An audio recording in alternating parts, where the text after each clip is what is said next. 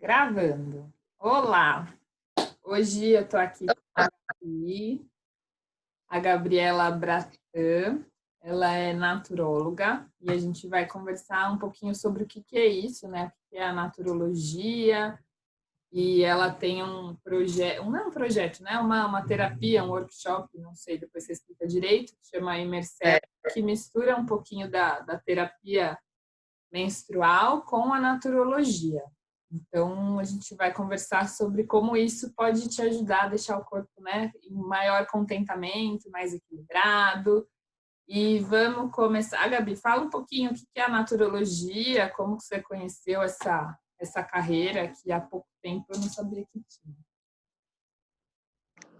Vamos lá. A naturologia ela não é tão conhecida mesmo, é uma profissão relativamente nova, mas com saberes muito antigos, né? Então a gente estuda a medicina tradicional chinesa, a gente estuda a medicina indiana, então a gente traz os saberes muito antigos para uma graduação. É uma graduação de 4 anos, acontece aqui em São Paulo, na Anhembi Morumbi, e em Santa Catarina, em Palhoça e Joinville. São só essas 3 faculdades no Brasil. E aí a gente aprende algumas práticas naturais, essas medicinas ancestrais, aprende fitoterapia, aromaterapia, trocoterapia, diversas práticas integrativas e complementares em todas as áreas do corpo, física, emocional, mental, vital, metabólica. Então, é uma graduação da área da saúde que a gente visa trabalhar o ser humano como um todo, como mental, como emocional, como físico, onde a gente liga, né, um problema físico a um problema emocional e tenta cuidar de tudo, sem setorizar, cuidar só de um, cuidar só de outro, mas tentar juntar todos esses desequilíbrios para a gente entender a causa e aí fazer um tratamento bem profundo. Ah, muito legal. Você falou um último, topo o quê? O que é? Uma das coisas, você falou aromaterapia. Trofoterapia. Trofoterapia é a terapia a partir dos alimentos, da alimentação. Então, também uma alimentação mais natural, a gente aprende a, a, a consumir mais orgânicos, a consumir determinados alimentos em determinadas fases do ano, respeitando essa sazonalidade, tentando trazer um equilíbrio entre o homem, a alimentação do homem e da natureza também. Tentando separar isso de o mesmo alimento o ano todo, industrializado. Então, entender cada fase do ano, cada alimento, cada pessoa precisa de determinado alimento não faz bem para determinada pessoa. Mais ou menos isso, a trofoterapia. Ah, legal, bem interessante. Você já responde a minha pergunta, né, do que é a saúde na naturologia. Então, é esse equilíbrio, é esse olhar para o ser como um todo, né, e tentar buscar esse equilíbrio do ser com a natureza também, né, não ficar também no antropocentrismo, né, aquela coisa. Exatamente. E também, para a gente, saúde não é somente não estar doente, né? Mas é o contentamento de todos os campos da vida mesmo. Então, dentro da naturologia, a gente trabalha também as relações que aquele indivíduo tem, as relações que ele tem no trabalho dele, na família dele, na casa dele, e que todas essas coisas também podem gerar uma doença, né? Então, a saúde vai além disso, de não estar doente, mas de um equilíbrio, né? De um equilíbrio de mente, corpo e natureza. Muito legal. Tudo bem aí? Legal juntar, né? Escorregou. E aí a gente já conversou, né, um pouco sobre isso. Queria que você falasse sobre os ciclos, né? Dentro dessa saúde como um todo, o homem e a mulher são diferentes, né? A gente quer a igualdade, mas a gente tem que entender que a gente é diferente, né? Temos cada um os seus processos. E aí estava comentando que o homem é regido pelo sol e a mulher é regida pela lua. Fala um pouquinho sobre essas diferenças. A gente estuda em ciclos da vida esse equilíbrio, né, de homem e natureza. Então, desde a questão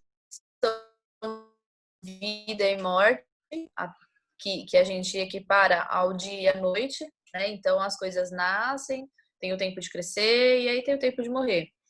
E o crescimento de uma criança até virar adulto, o crescimento de uma gestação. Então, a gente retoma esse entendimento dos ciclos que a gente considera um pouco perdido hoje em dia. Então, a gente vive um tempo de muita pressa, né, de muita ansiedade, que as coisas passam muito rápido. Então, a gente retoma esse conhecimento de que as coisas levam tempo, assim como as coisas da natureza levam tempo. As fases do ano, as fases das estações, em que uma época chove muito, uma época chove menos, uma época é mais calor, uma época é mais frio. Então, relembrando isso de como a natureza funciona. E aí a gente separa, de certa forma, a conexão da mulher com a lua e a conexão da mulher com o homem. Eu, como trabalho com o feminino, eu conheço bastante a conexão da mulher com a lua. E essas comparações, né, do ciclo da mulher com a lua, do ciclo do homem com o sol, é importante também para trazer, para retomar essa conexão com a natureza. Então, por exemplo, a mulher com a lua. A gente equipara o ciclo menstrual com o ciclo lunar. Quando a mulher está menstruando, a gente se conecta com a lua nova. Não que ela tenha que menstruar na lua nova e nem que o correto seja menstruar na lua nova. Mas a ideia disso é o quê? A lua nova representa a escuridão, quando tudo acabou, e aí vai começar de novo na próxima lua. A menstruação também representa a escuridão, quando aquele ciclo acabou, e tudo vai recomeçar quando acabar a menstruação. Acaba a menstruação, a gente se conecta com a lua crescente. Então, é esse tempo de amadurecimento, de crescimento, das coisas começarem a evoluir para chegar na lua cheia, para chegar na ovulação. Então, é como se esses dois caminhos fossem bem paralelos. A ovulação é quando a mulher está pronta para receber para acontecer a fecundação, para engravidar, e a lua cheia também é essa abundância, quando tudo está mais cheio, o nível do mar está mais alto, a seiva das plantas está mais alta, e aí tudo começa a morrer de novo. Vem a lua minguante, vem o período pré-menstrual, e aí as coisas começam a baixar, a minguar, a se interiorizar. Então, é essa ideia de pensamento de conexão com a natureza. E por que é importante? Porque traz, além de trazer essa conexão, da gente entender que as coisas, que os ciclos passam, né? Que as fases passam e as coisas se transformam, mas também de entender o que cada fase quer dizer, o que cada fase quer, qual mensagem cada fase quer passar. Então, essa conexão com a lua é muito importante. Como eu falei, não que ela tenha que ser uma regra, né? Então, durante a nossa vida toda a gente vai mudar. A hora vai menstruar na lua cheia, a hora na lua minguante, a hora na lua nova, a hora na lua crescente. Mas a ideia é trazer qual é a mensagem disso. Qual a mensagem que a natureza passa naquele momento em que a gente está passando por dentro também. É mais se conectar, talvez, com o. É isso, a mensagem, meio que o arquétipo das fases da Lua, né? Tentar entender o como a gente está em cada momento e acolher esses sentimentos, né?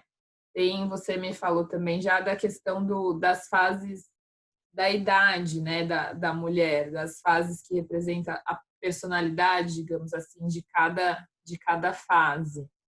Fala um pouquinho disso também, Gabi, no ciclo menstrual. Gabi? Que são, né? Os arquétipos do ciclo menstrual, a gente retoma esses arquétipos da menina, da infância, da adolescente, da mãe e da sábia, da velha sábia, da ancestralidade. E aí eu vou explicar sobre esses arquétipos e falar por que é importante conhecê-los. A menina é a fase pré-ovulatória, a fase da lua crescente, quando acabou a menstruação e ainda não chegou a ovulação. Uma semana mais ou menos, 7 a 10 dias, depende de cada mulher. Essa fase que a gente se conecta com a menina E aí a gente tem uma comparação física mesmo, comprovada, por questões hormonais, é uma fase que a gente está mais animada, a gente está mais disposta, mais agitada, mais divertida. Nem sempre, né? Às vezes pode ser o contrário, mas o ideal, o mais esperado, o mais saudável seria isso, seria essa fase a gente estar muito disposta, muito alegre, muito agitada, querendo sair mais, querendo malhar mais, querendo passear. E por quê? Porque a gente se conecta com essa energia da menina, de agitação, de leveza, de brincadeira. E aí a gente percebe que também é importante ter cada fase no seu lugar, viver cada fase durante o mês. Então é importante brincar, é importante ter alguns dias leves e divertidos e descontraídos, né, para equilibrar. Principalmente mulher que trabalha muito, que cria os filhos, que tem uma vida muito agitada. Então, esses arquétipos servem para isso, para ele entender cada fase do ciclo e viver cada fase na sua melhor forma. Quando chega a ovulação, a gente vive o arquétipo da mãe, tá? Então, obviamente, porque a função do corpo é engravidar, então é uma fase que o corpo está preparado para nos tornar mãe, mas também esse arquétipo de mulher madura, mulher responsável, de quem cresceu, né? Então a gente saiu da menina e virou a mãe. E também é uma fase que a gente está mais disposta, está com apetite sexual maior, com a libido maior, porque é isso, a função do corpo é engravidar e esse arquétipo ele é da mãe e que a gente pode usar a nosso favor. Então, um exemplo que eu sempre dou é, por exemplo, se a gente falar no mundo moderno, na atualidade, uma mulher que trabalha bastante, tem uma vida muito agitada.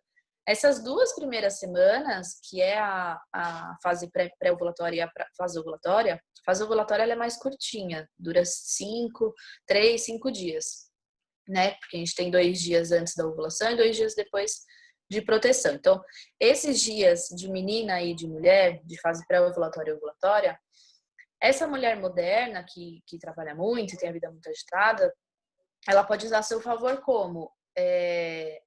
Juntando nesses dias seus maiores compromissos. Então, deixando as coisas externas que ela precisa sair, que ela precisa fazer do lado de fora, que ela precisa se comunicar com muita gente de forma muito agitada e de se locomover, enfim. O que demande mais energia dela, concentrar nesses primeiros dias. Até energia mental. Porque são os dias que ela está mais disposta e menos cansada. Porque quando chega o período pré-menstrual e o menstrual, a gente fica mais cansada. Praticamente todas as mulheres se sentem mais cansadas, com menos energia, menos vitalidade. Por quê? Porque a ideia do corpo é guardar essa energia para fazer o processo da menstruação. E aí os arquétipos do pré-menstrual e do menstrual o pré-menstrual. Na terapia menstrual, a gente liga ele com a adolescência, mas também a gente liga ele com a ancestralidade, com a velha sábia. Por quê? Porque o pré-menstrual ele é muito longo, né? A gente tem 14 dias depois da ovulação. Até chegar à menstruação, a gente tem 14 dias. Então, nesses 14 dias, o arquétipo é da adolescente. Por que que muitas mulheres têm muita TPM? Aquela TPM com muita irritação, com muita sensibilidade, choro, tristeza. Porque, de repente, a gente carrega algumas tristezas, alguns traumas lá da adolescência, que é uma fase muito difícil e geralmente não tão bem cuidada como deveria. E aí ela começa a refletir no ciclo menstrual. Então, é uma fase que a gente já começa a se interiorizar um pouco, a ficar um pouco mais cansado, um pouco mais quietinha. E aí, se a gente não respeita esse movimento do corpo, se o corpo estiver pedindo por isso e a gente não respeita, o que acontece? Piora a TPM, piora o mau humor, o cansaço, o estresse. Então, se essa mulher tiver a possibilidade de flexibilizar a agenda dela, enfim, eu nem tô dizendo de grandes compromissos, porque claro que quando a gente trabalha, a gente não pode escolher, né, o dia que quer fazer uma coisa ou outra, né?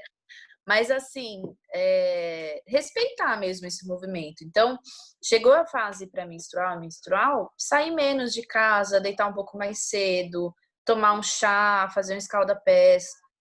Pequenos movimentos e atitudes que tragam mais conforto e que respeitem essa interiorização. A TPM na forma saudável, ela é uma fase de muita intuição.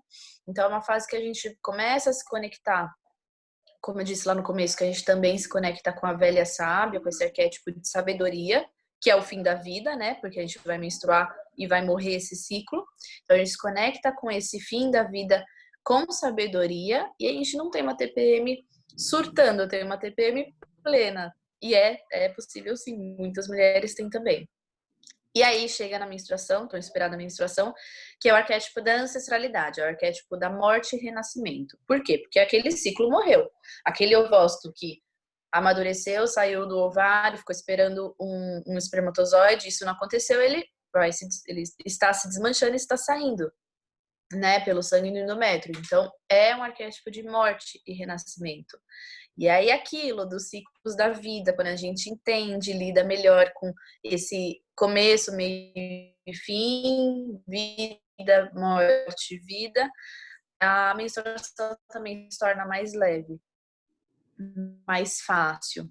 E é uma fase que a gente se liga com a nossa carga genética, com as nossas ancestrais, com coisas que a gente carrega, emocionais, físicas também, que são das nossas antepassadas. A gente sabe que a gente carrega muita carga genética, né, no nosso DNA, mas não somente física, muitas vezes emocional também. Então, uma menstruação muito sofrida, eu costumo trabalhar na terapia menstrual a ancestralidade.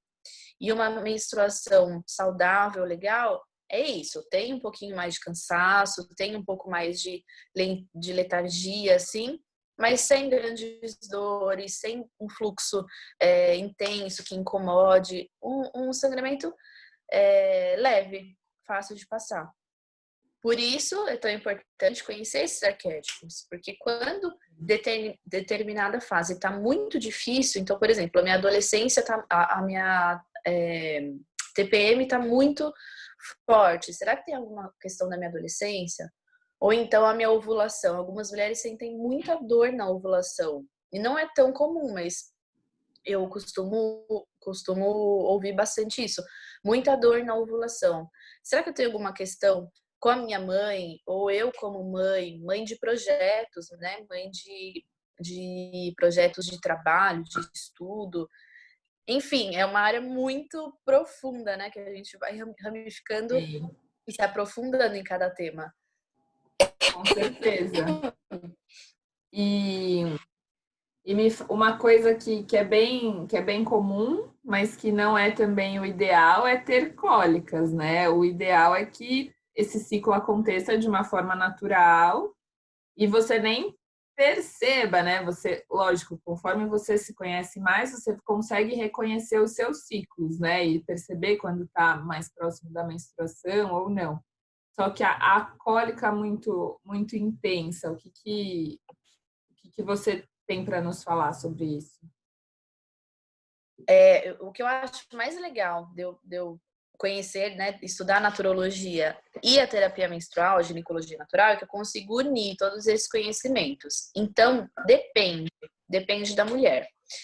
Quando a gente fala desses arquétipos, dessa visão da ginecologia natural e da terapia menstrual, o ideal é realmente não ter cólica, porque pode ser algo ligado à nossa ancestralidade.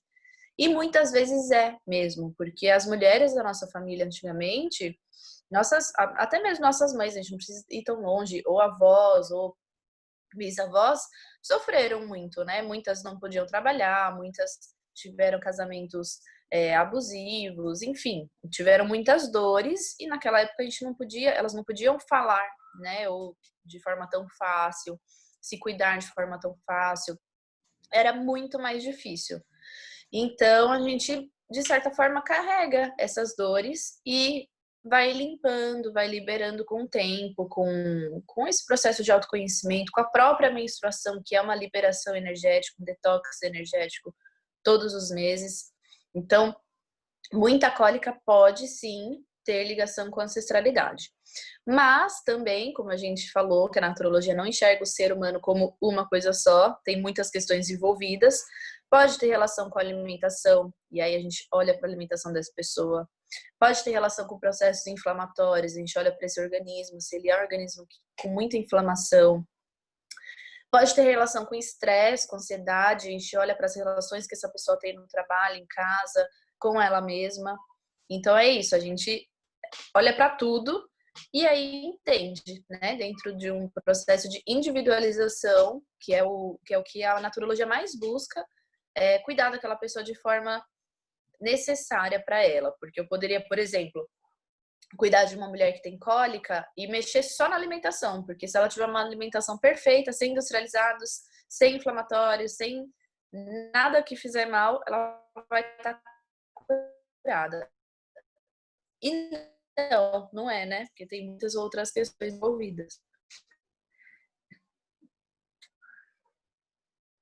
Peraí, me deixei muda aqui. Tem... Achei... E é muito, são muitos, a gente é muito complexo, né? O ser humano tem muitas coisas que influenciam, né?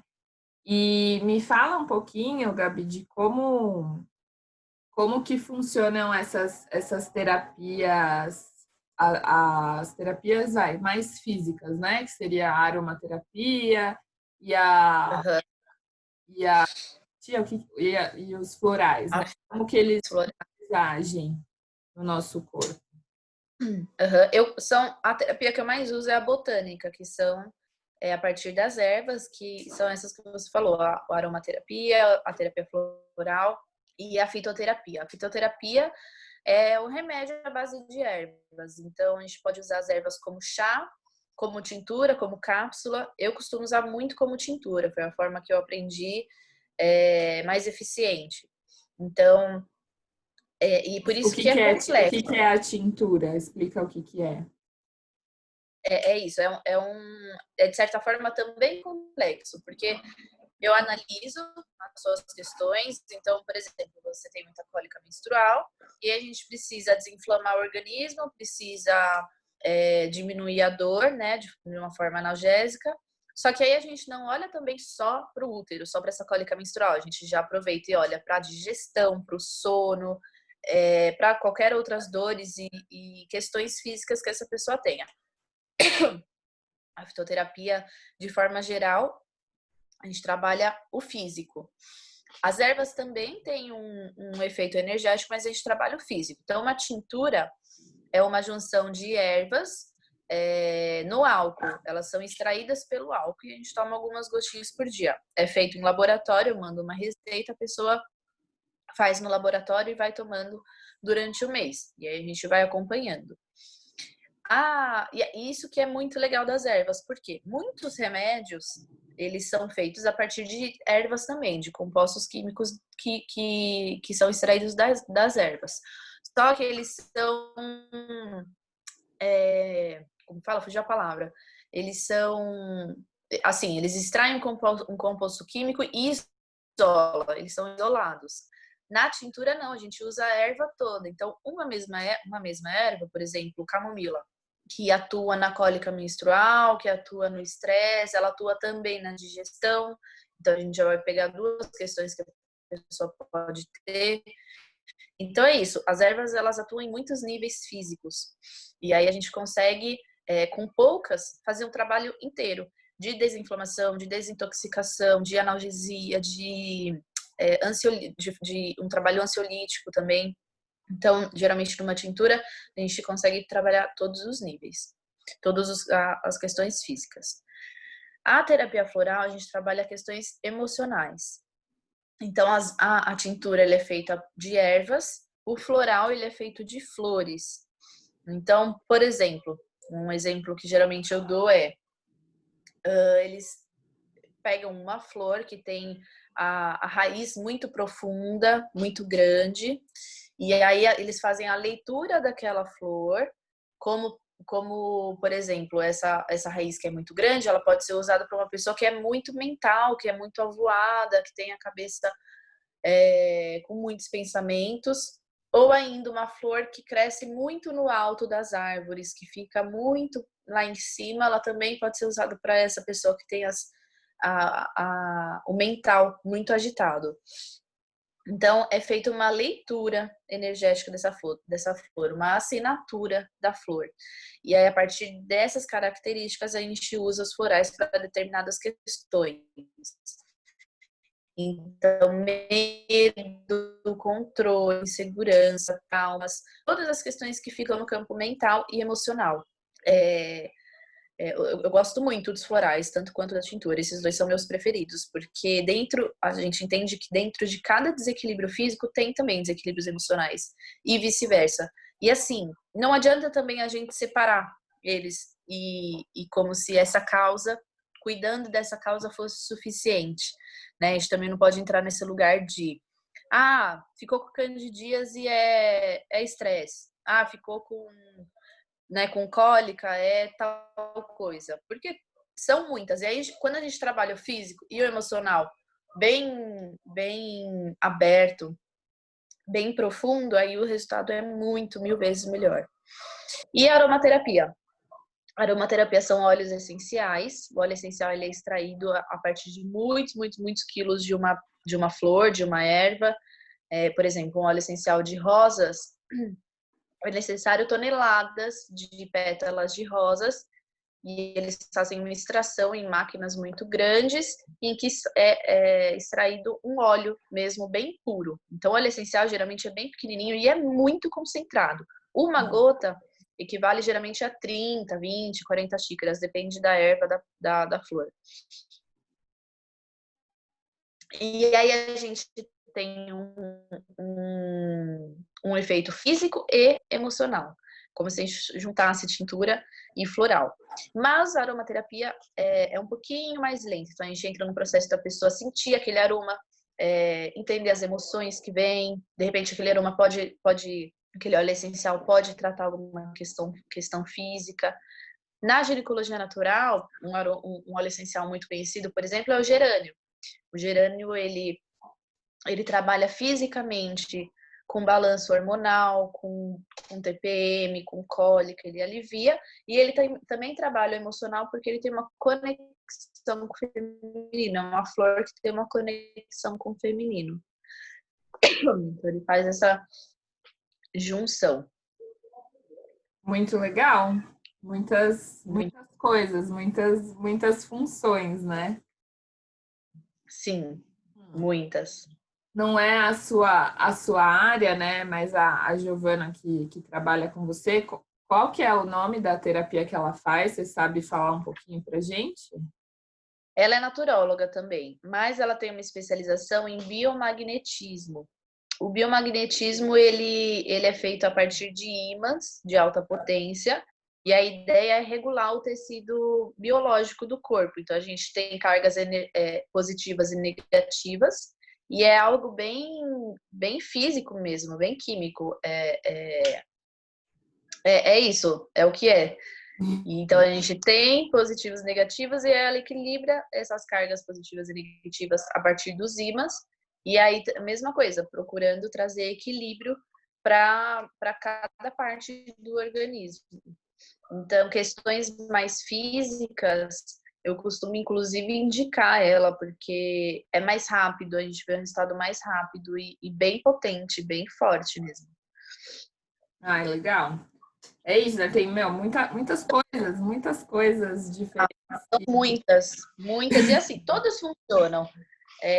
Acupuntura também. Eu não costumo usar tanto acupuntura, eu costumo usar mais a auriculoterapia francesa, que é com agulhas, mas a acupuntura no corpo eu não costumo usar muito, mas também é maravilhoso e tem resultados incríveis e rápidos e duradouros. A medicina ayurvédica também a gente trabalha muito a alimentação, a rotina, as relações, é algo bem profundo e também maravilhoso. Todas as terapias são muito importantes. O principal é o profissional, na minha opinião. O profissional entender qual que ele mais gosta para se aprofundar, porque são muitas. Não dá para a gente se aprofundar em tudo de uma vez. Exato.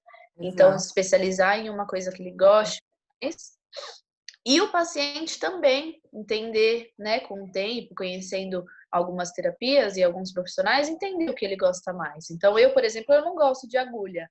Então, se eu tenho uma dor no corpo, eu prefiro o ímã do que a agulha. Ou uma massagem com óleo. Mas tem pessoas que não ligam para a agulha e amam a acupuntura.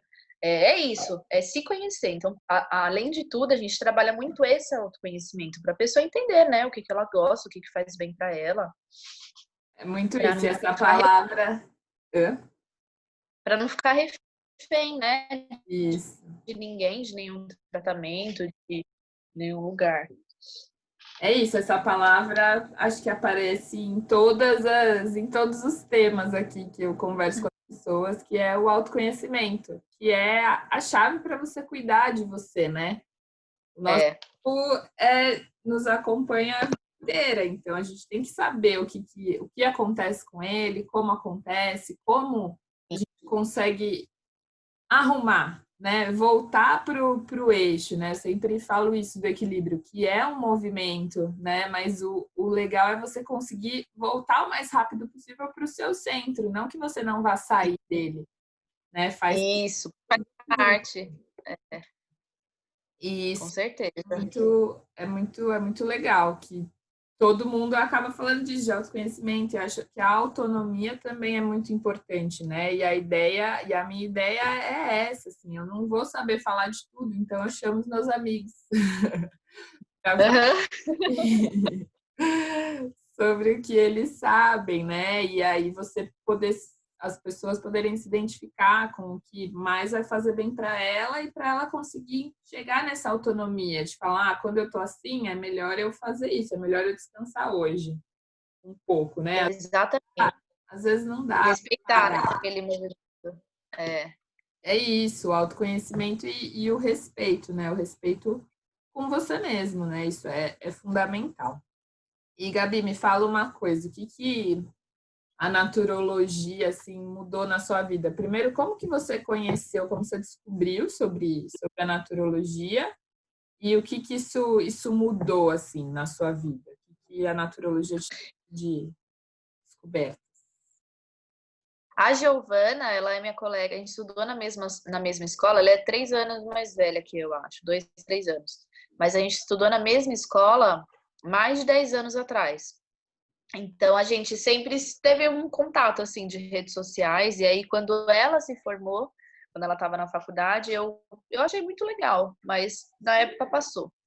E aí eu trabalhava com marketing, com e-commerce, e eu já estava não estava muito legal. Eu sou uma pessoa muito agitada também, então eu não consigo, me incomodava muito trabalhar no computador. Eu tive 2 experiências assim, de escritório, o dia todo no computador, e eu ficava muito estressada. E eu sou muito psicossomática, então eu tinha muitas questões físicas por conta de estresse. E aí eu comecei a perceber que não estava legal, não estava legal, o que eu poderia fazer. O perfil da Giovana começou a me chamar muita atenção.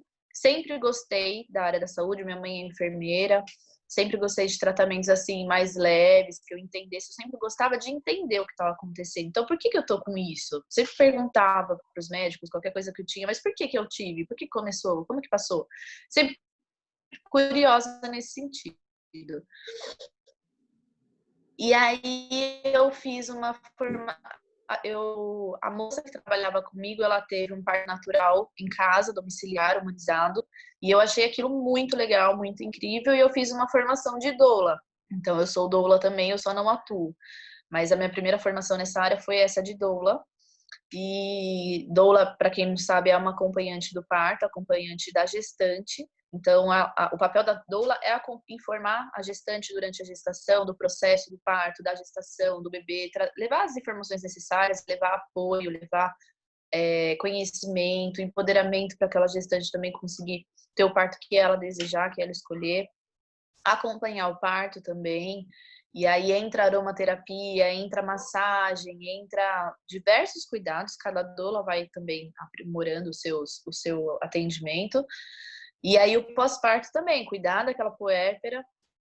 E é muito maravilhoso, eu acho maravilhoso. Só que logo em seguida eu decidi fazer a naturologia, porque eu gostei muito já gostava do que a Giovana fazia, passei numa consulta com a Giovana, no dia da consulta falei, não, é isso, chega, acabou, vamos matricular amanhã, e porque ela começou, foi muito legal a consulta, eu não lembro exatamente o que eu fui, algo físico que eu tava, foi mais também para conhecer, e aí ela falou, porque o seu olho é dessa cor, então tem ligação com tal órgão, e eu fiquei, quê? Como assim? Quero esse negócio. E aí é isso.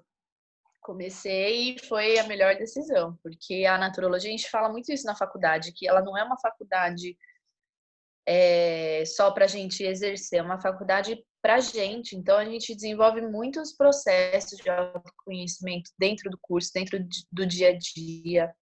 A gente tem aulas de meditação, de yoga, a gente tem essas aulas de processos, dos ciclos da vida, enfim.